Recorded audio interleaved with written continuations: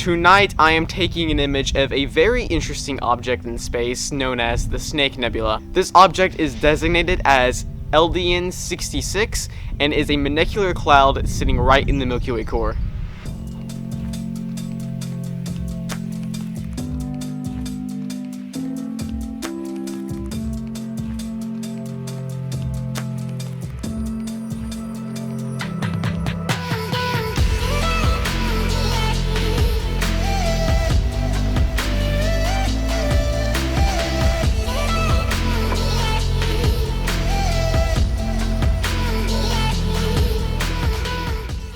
I hope you guys notice a decent audio difference compared to the previous video, since I now have a new microphone, which is a Rode shotgun mic for recording with DSLRs like this. I'm hoping the audio in my videos will be much better now, and my voice will be a lot clearer, and wind won't be as much of an issue as it was before, so hopefully my videos sound so much better than they did last time.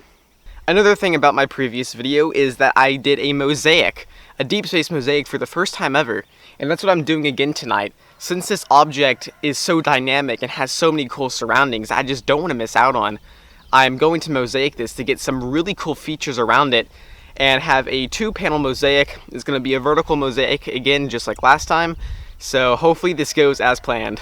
Let me go over this setup that I'm using, which is the same as pretty much always, but if you're new here to the channel, let me introduce you to it. This is the Ioptron Sim26 mount. Mounted on this, we have the Skywatcher Quattro 150p f3.4 imaging Newtonian, and then we have the ASI Air to control the things like the guide camera and the camera. The guide camera is the ASI 120mm Mini. The imaging camera is the ZWO ASI 585, and then the guide scope is the SC-Bony 30mm guide scope, with a dew shield here added on to the Newtonian, and then make sure dew doesn't go back up and hit any of the mirrors.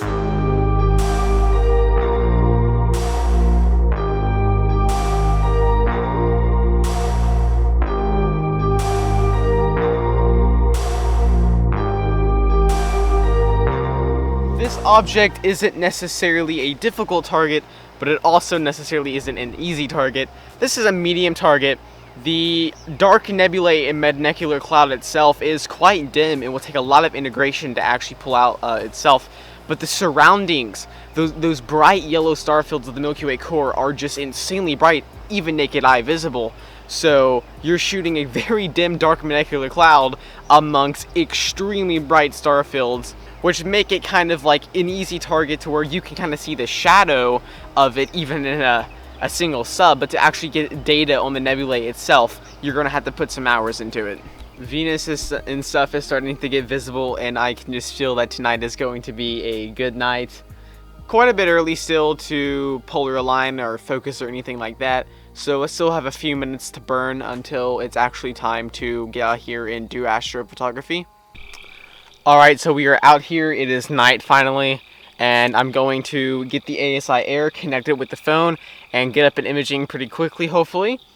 I can see Scorpius already really well above the horizon. It is getting deeper into summer, so all the summer stuff is out even before dark now, which I absolutely love, not having to wait till like 10:30 every night to just salute to a summer object I want to shoot and just have the rig idle there for like an hour during the night. So that's good. I don't know why, but I could just not get focused or collimated. I finally did, but it took like 15 minutes, which is super annoying. Now we're going to head over to the polar alignment menu, and we're going to press go. It is going to shoot a picture, plate solve it so it knows where it is, turn a certain degrees, and take a picture every single time that I move the mount to make sure it gets perfectly aligned with the North Star.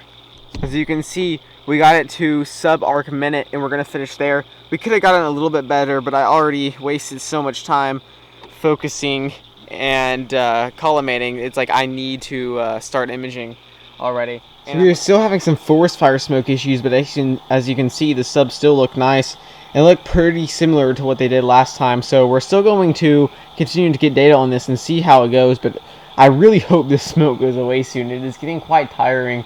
So hopefully the smoke just all goes away next week when the moon comes back. Of course, it's when the moon comes back though, but I should be able to pick up some good data on some emission nebulae once that happens. This Milky Way Core season so far has been great. I've captured images that will pop up here on the screen, which is the Trifid Nebula and the Lagoon Nebula, which are both images that I'm super happy with.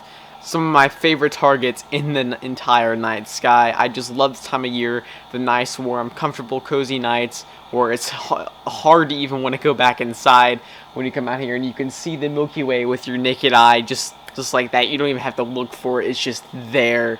So amazing, especially with nights where astrophotography is going good and you're getting good images, results you're happy with.